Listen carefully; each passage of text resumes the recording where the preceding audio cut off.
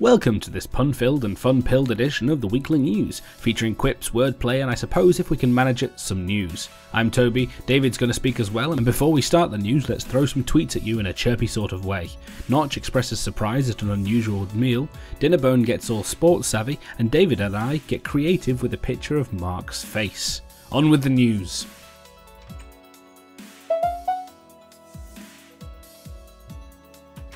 Let's twist it all about and start with a snapshot this week. It's another content heavy snapshot adding bunny rabbits to the game.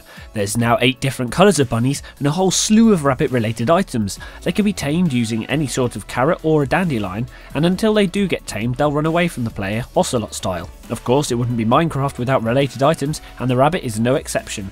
Rabbit hides will drop and can be made into leather using a 2x2 recipe. Raw rabbit and consequently cooked rabbit has been added, which gives 1.5 and 2.5 hunger joints respectively. A rabbit's foot is now in the game, used in the new potion of leaping recipe, which of course gives you a jump boost for up to 2 levels. Rabbit stew can now grace your blocky table as well for a total of 5 hunger joints, an incredible amount, and of course there's a lovely little creative inventory egg for your ease of spawning. Sheep now have a food use, dropping raw mutton when killed, which heals a hunger joint when eaten, or can be stuck in the furnace to make cooked mutton, which heals 3 hunger joints, or 6 hit points. There have also been changes to block states, as demonstrated by Grum, which can bring some confusing yet epic results. We'll leave Seth Bling to explain that to you in the links below. Along with the new additions, there's been the usual stalwart bug fixes, all of which can be found in the changelog left below. 2 weeks ago, the BBC interviewed Santeri Koivisto, founder of Teacher Gaming, the company behind Minecraft Edu, which promotes education through Minecraft in schools. Unfortunately, the slant the interview took was, are children becoming addicted to Minecraft?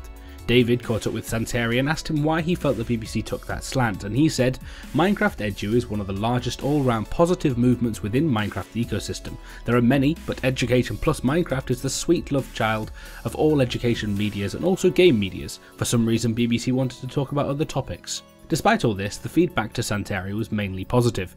What do you think? Let us know how you feel about this story in the comments below. This week's Community Spotlight is about one of the most important parts of the Minecraft community. Minecraft Forums has been the go-to place for maps, texture packs, mods, news and discussion for a long time, and it's had a fresh slap of paint applied to it this past week. As well as running on a new engine, the crisper, cleaner Minecraft Forum now makes it easier to navigate the site, and clicking the little YouTube button takes you straight to MC Spotlight, so what's not to love about it? Naturally, we'll leave the link for the MC forums down below, as well as a link to an FAQ page to give you all the answers you need on the changes. Some next-gen news has oozed from the 4J studios this week with a superb demonstration of the increased world distance with some epic building from their team of the Kelpies, famous sculptures of horse-like water spirits, obviously, up in Scotland where they're based. Increased view distance is a lovely perk, and if anything, these giant sculpture recreations are just making me desperate to play it. Oxeye Game Studios' Cobalt, which has been published by Mojang, is having its development live streamed. While this might not be everyone's cup of tea, it's still an interesting look at Daniel and Pontus's work as they code away waking hours. You can get in on Cobalt in alpha on PC now, or maybe wait until next year for the console version. We've come to the end of this news. All that we need to do now is to wish you a very happy birthday. It might not be for a while, but that means that we don't have to do it when it is your birthday, and if it is your birthday today, just pretend it was psychic. Last week's news can be found up here, and over here is a video telling you all about mapping. If you like this video, subscribe for many more like it, and catch us on Twitter throughout the week by following us. See you next Friday.